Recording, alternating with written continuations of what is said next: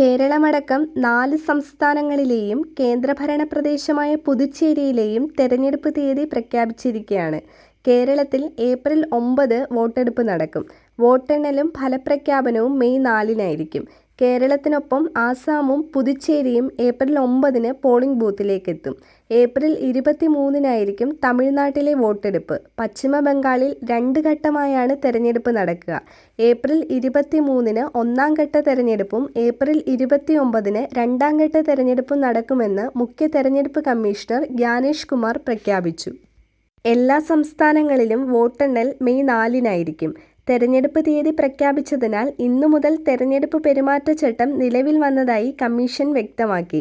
സംസ്ഥാനത്ത് SIR-നു ശേഷം മാർച്ച് 13 വരെയുള്ള കണക്ക് പ്രകാരം 2.70 കോടി വോട്ടർമാരാണുള്ളത്. ഇനിയും വോട്ടർ പട്ടികയിൽ പേര് ചേർക്കാൻ അവസരമുണ്ട്. തെരഞ്ഞെടുപ്പ് പ്രഖ്യാപിച്ചതോടെ കേരളം അടക്കമുള്ള സംസ്ഥാനങ്ങൾ ഇനി വാശിയേറിയ പോരാട്ടത്തിനാകും സാക്ഷ്യം വഹിക്കുക. കേരളം ഇനി പോളിംഗ് ബൂത്തിലേക്കെത്തുമ്പോൾ എന്തൊക്കെ കാര്യങ്ങളാണ് അറിയേണ്ടതായിട്ടുള്ളതെന്ന് നോക്കാം. ആകെ വോട്ടർമാർ 2,71,11,856 പേരാണ്. മാർച്ച് 13 വരെയുള്ള കണക്കനുസരിച്ചിട്ടാണ്. അതിൽ സ്ത്രീ വോട്ടർമാർ 1.38 കോടിയിലധികമാണ്. പുരുഷ വോട്ടർമാർ 1.32 കോടിയിലധികവും ഭിന്നലിംഗ വോട്ടർമാർ 227 പേരാണ്. 18 to 19 വയസ്സിനിടയിലുള്ളവർ 4,24,518 പേരാണ്. ആകെ പോളിംഗ് ബൂത്തുകൾ 30,471 കൂടിയ പോളിംഗ് ബൂത്തുകൾ 5,034. വോട്ടെണ്ണൽ കേന്ദ്രങ്ങൾ 41. ഇനിയും വോട്ട് ചേർക്കാൻ പറ്റുമോയെന്ന് പലർക്കും സംശയമുണ്ടായിരിക്കാം. എന്നാൽ ഇനിയും വോട്ട് ചേർക്കാം. നാമനിർദ്ദേശ പത്രിക നൽകാനുള്ള ദിവസം വരെ നമുക്ക് വോട്ട് ചേർക്കാം. അതിന് 18 വയസ്സ് പൂർത്തിയായവർക്കാണ് അവസരം. SIR-ൽ പേര് ചേർക്കാൻ കഴിയാത്തവർക്കും അവസരമുണ്ട്. കേരളത്തിൽ 2.70 കോടി വോട്ടർമാരാണുള്ളത്. അതിൽ 4.24 ലക്ഷം പുതിയ വോട്ടർമാരാണ്.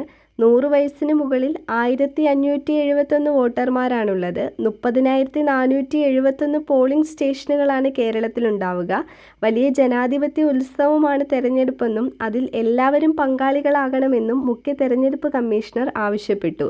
സുതാര്യവും സമാധാനപരവുമായ തെരഞ്ഞെടുപ്പ് ഉറപ്പുവരുത്തുമെന്നും അദ്ദേഹം വ്യക്തമാക്കി. കൂടാതെ വോട്ടിംഗ് മെഷീനുകളിൽ ഇക്കുറി വോട്ടർമാർക്ക് സ്ഥാനാർത്ഥികളെ എളുപ്പത്തിൽ തിരിച്ചറിയുന്നതിനായി സ്ഥാനാർത്ഥികളുടെ കളർ ഫോട്ടോ മെഷീനിൽ പതിപ്പിക്കുന്നതാണെന്നും മുഖ്യ തെരഞ്ഞെടുപ്പ് കമ്മീഷണർ വാർത്താസമ്മേളനത്തിൽ അറിയിച്ചു. അങ്ങനെ 140 അംഗങ്ങളെ തെരഞ്ഞെടുക്കുന്നതിനായി 2026 ഏപ്രിൽ 9-ന് കേരളത്തിൽ നിയമസഭാ തെരഞ്ഞെടുപ്പ് നടക്കും. വോട്ടെണ്ണൽ പൂർത്തിയായി 2026 മെയ് 4-ന് ഫലം പ്രഖ്യാപിക്കും. 16ാമത് നിയമസഭ മെയ് പകുതിയോടെ നിലവിൽ വരും. കേരളത്തിൽ 3ാം തുടർഭരണം LDF ലക്ഷ്യമിടുമ്പോൾ അധികാരവഴിയിൽ തിരിച്ചെത്താനുള്ള പരിശ്രമത്തിലാണ് UDF. ഇനി 24 ദിവസം മാത്രമാണ് മുന്നിലുള്ളത്. ഈ തിരഞ്ഞെടുപ്പ് യുദ്ധത്തിൽ ആര് ജയിക്കുമെന്ന് നമുക്ക് കാത്തിരുന്ന് കാണാം.